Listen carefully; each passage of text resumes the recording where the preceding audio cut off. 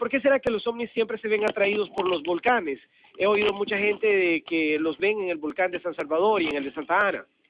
Sí, no se ven atraídos por toda clase de volcanes, sino que por los volcanes extintos sumamente viejos, y el nuestro, el que corona nuestra ciudad, es sumamente viejo, o por los volcanes que van emergiendo y son jovencísimos, como el Popocatépetl en México, que emergió del potrero donde empezó el cucurucho a surgir recién en 1968. Entonces, la hipótesis ufológica es que el flujo constante de lava en un volcán viejo ya extinto, pero como fue algo que duró millones de años, y como no es que se manifiestan los ovnis en torno a un solo volcán, sino que suelen verse y ser fotografiados en valles donde hay variedad de volcanes, o sea, donde hay un complejo volcánico, como aquí el del lago de Coatepeque. Entonces, estos volcanes antiguos, atrayendo lava hacia el exterior durante millones de años, han modificado la geología subyacente del terreno y han atraído hacia el exterior grandes capas de ferroníquel, de hierro en estado casi puro, de magnetita, de tungsteno, de wolframio, minerales que por otro lado hay también en el Golfo de Fonseca, donde suelen ser vistos, pero ahí podrían ser drones de la DEA por la región.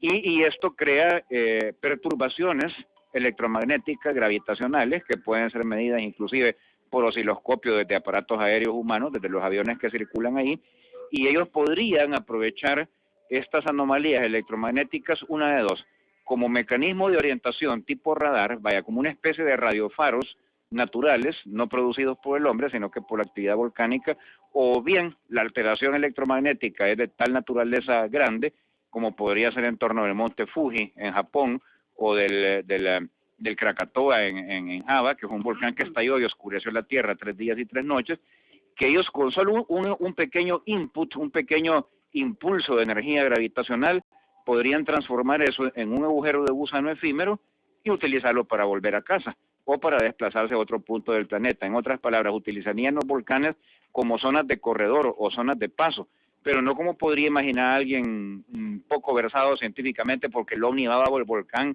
como que es una máquina escarbadora por túneles y todo, no, sino que porque el volcán ha creado un disturbio electromagnético en la atmósfera que le permite al ovni ingresar a nuestro mundo y salir de él. 2283-2506 y 07 es el teléfono de cabina. La persona que estaba llamando puede volver a llamar. Max, de alguna manera también las primeras veces que viene una raza al planeta, o por ejemplo nosotros la primera vez que vayamos a otro planeta ya de manera tripulada, imagino que esto también nos puede servir como un mapeo del planeta para no perdernos y buscar los lugares de interés. Bueno, de hecho ya se está dando, es decir, ahorita hay muy... Tenemos la llamada telefónica, para que no se nos caiga. Frecuencia Paranormal, buenas noches, YXY. Buenas, fíjate Max, que yo creo que así como cuando exploran los Discovery y el Kilimanjaro en África, se van desde ciertos puntos, tienen ciertas rutas.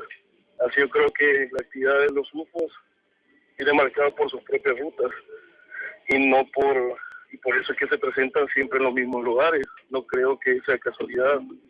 Ok, gracias amigo por tu opinión. Entonces, una especie de mapeo hablábamos. Sí, que tiene mucho que ver con la llamada del que habló primero. No es una especie de casualidad. Fue el ufólogo español, el fundador de la ufología española, Antonio Rivera, que curiosamente la otra noche estaba yo metido en internet buscando gente que hubiera nacido en mi fecha de nacimiento y a la misma hora, pero lógicamente en otro año. Y ocurre que Antonio Rivera nació en mi misma fecha de nacimiento, pero 35 años antes. Ya murió, pero murió hace poco, hace como unos 8 años. Este señor trazó los mapas a nivel mundial de cómo los ovnis aparecen y principalmente de cómo bajan, es decir, cómo son detectados en tierra, lo que sería el encuentro cercano del primer tipo que explicaba yo en el programa sobre la metaufología. Y se encontró que había un patrón a nivel de toda la Tierra muy parecido al del ojo de mosca. Todos habremos visto el ojo de mosca cuando los canales de televisión velan las declaraciones de algún testigo criteriado, de alguna persona que está amenazada. Así miran las moscas. Si ustedes amplían esa imagen, verán que son pequeños poligonitos. Bueno, pues los puntos donde los ovnis se aparecen sobre la Tierra son las esquinas de los polígonos, generalmente hexágonos. Entonces, si unes la punta de un polígono con otro y con otro y con otro, siempre van a dar al polo. Entonces a esto lo llamó él curvas ortotécnicas. Por otro lado, trazó las curvas de los satélites que eran conocidos hasta su época, que eran pocos, porque estamos hablando que este fue un descubrimiento que lo hizo público en el mundo de la ufología recién en 1974, y encontró que muchas veces los satélites aprovechaban también las curvas ortotécnicas. Entonces la teoría que él aventuró era porque los gringos y los soviéticos, que eran las únicas potencias que tenían fuerzas espaciales en aquel momento, hoy no es así, hoy los tiene también Israel, la Unión Europea, China, etcétera, habían detectado esta forma de navegar de los ovnis, y antes de que ellos supieran el porqué, pero simplemente aprovechando el previo conocimiento que el espacio exterior parecía poseer una inteligencia no humana pero superior, decidieron aprovecharlo. Posteriormente, ya en los años 80, Antonio Rivera dijo, las curvas ortotécnicas existen porque es la manera como los ovnis han determinado puntos de perturbación electromagnética donde pueden hacer el paso a otras realidades o a otras regiones de nuestro mismo planeta, ahorrándose combustible sin necesidad de llegar hasta el polo. Pero se sabe que las curvas ortotécnicas, ahora sí ya se sabe en tiempos del no son las órbitas de nuestros satélites, no corresponden a objetos visibilizados que han sido hechos por el hombre. ¿Por qué? Porque ahora tenemos volando en torno de la Tierra cerca de 10.000 satélites entre activos y muertos que se están desarmando. Y las órbitas de todos ellos están trazadas. Y solamente los primeros seguían las curvas ortotécnicas como por imitación de tecnología. Ya ahora todas las otras órbitas no. Lo que siguen es, por ejemplo, detección de minerales, de fuerzas estratégicas, etcétera. Entonces, es cierto lo que dijo el que habló. Los ovnis, sean lo que sean, un fenómeno natural o inteligente, han hecho un mapeo de la Tierra y lo siguen. Yo decía antes de que él hablara que eso ya se ha empezado a dar en Marte, porque ahora hay mucha fama y bulla que se ha hecho con las caras de Marte, los carritos exploradores, etcétera, pero la verdad es que a Marte están llegando carritos exploradores y satélites desde el tiempo de los Mariner. El primer Mariner que aterrizó en Marte fue el Mariner 4 en 1972, o sea que la exploración de Marte ya es vieja. Y en Marte, asómbrense ustedes, hay volcanes activos y la NASA no lo ha tapado, simplemente no habla mucho de eso, pero de vez en cuando admite que los hay, hasta publica alguna que otra foto. Entonces, como en Marte no hay torres de control aéreo que radien a los satélites humanos para orientarlos, lo que hacen es orientarlos visualmente a través de las fumarolas de los volcanes. Okay. Entonces yo digo, cuando los ovnis empezaron a llegar a la Tierra, o que la civilización humana no era tecnológica todavía, sino que aldeana, pudieron haber establecido rutas de navegación valiéndose de las cumbres de los volcanes activos y las mantienen por pura tradición. Ok, otra de las preguntas que hacían, y que esta nos va a tomar un poquitito de tiempo a través de las redes sociales, es la relación con la constelación de Orión.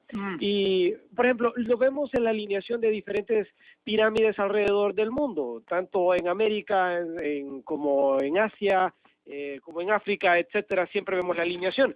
Entonces, ¿por dónde iría la inspiración o porque daría la apariencia de como que hubo un arquitecto, o por lo menos un manual que se le dio a todo el planeta. Sí, sí. Y en todas partes se diseñaron de la misma manera. Efectivamente así fue. Hubo una cartografía primitiva de la cual tenemos una evidencia documental bastante completa en los mapas del almirante Piri Reis. Como saben muchos de ustedes que están acostumbrados a ver el Discovery y el History, a leer de estos temas, porque les recuerdo, como se aprende es leyendo, no siendo audiovisuales, eso hasta los pajaritos son. Como muchos de ustedes podrán saber, los mapas de Piri Reis son tan completos que no solo muestran cómo la Antártida era antes de quedar cubierta de hielo, sino todo el litoral de las costas americanas, y asómbrense, no nada más el litoral que da al Atlántico, sino también al Pacífico, de un polo al otro polo.